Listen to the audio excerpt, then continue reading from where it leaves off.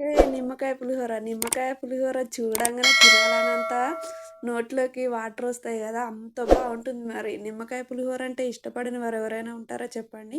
నిమ్మకాయ పులిహోర మనం చేయడం చాలా అంటే చాలా ఈజీ. 5 మినిట్స్‌లో చేసుకోవచ్చు నిమ్మకాయలుంటే. చింతపండు పులిహోరను గూడా చాలామందే ఇష్టపడతారు. కాపోతే చింతపండు పులిహోర మనం సంవత్సరంలో ఎప్పుడైనా చేసుకోవచ్చు గానీ, నిమ్మకాయలు మాత్రం ఎప్పుడు దొరకాయండి. సీజన్‌లో మాత్రమే దొరుకుతాయి.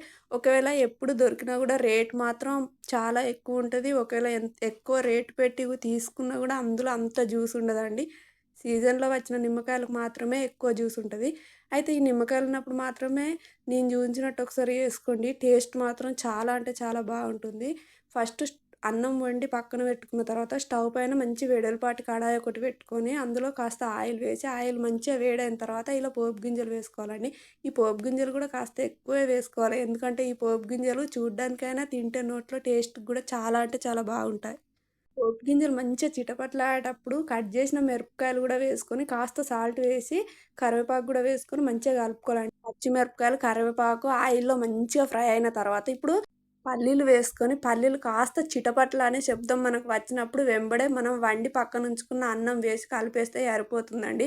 అయితే ఈ అన్నం మనం వండి కాసేపు ఆరబెడితే చాలా పొడి పొడిగా వస్తుంది. కాపోతే మనం లంచ్ బాక్సుల్లోకైనా ఇంట్లో వాళ్ళు ఆఫీస్‌కి ఇట్లా వెళ్ళేటప్పుడైనా చేసి పెట్టాలనుకుంటే కాస్త టైం ఎక్కువ ఉండదు కాబట్టి వండి పెట్టిన అన్నం అందులో వేసి కాస్త నిదానంగా కలిపితే సరిపోతుందండి.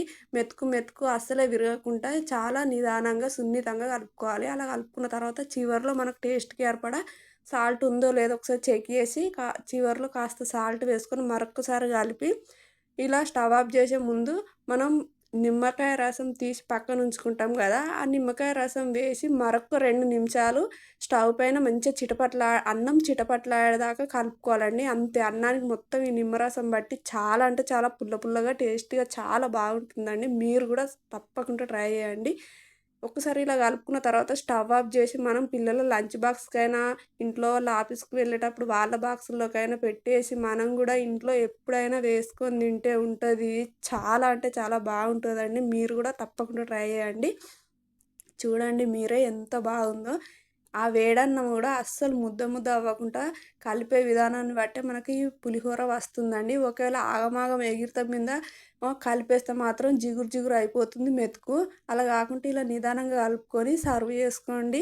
చాలా అంటే చాలా బాగుంటుంది. ఈ వీడియో గనుక మీకు నచ్చిందా? అయితే లైక్ జేయండి. షేర్ చేయకున్నా సరే గానీ సబ్స్క్రైబ్ అయితే చేసుకోండి. మరిన్ని ఇలాంటి వీడియోల కోసం మన ఛానల్‌ని ఫాలో అవ్వండి. మీరు గూడా ట్రై చేసి ఇంట్లో వాళ్ళని మెప్పించండి. Thank you for watching.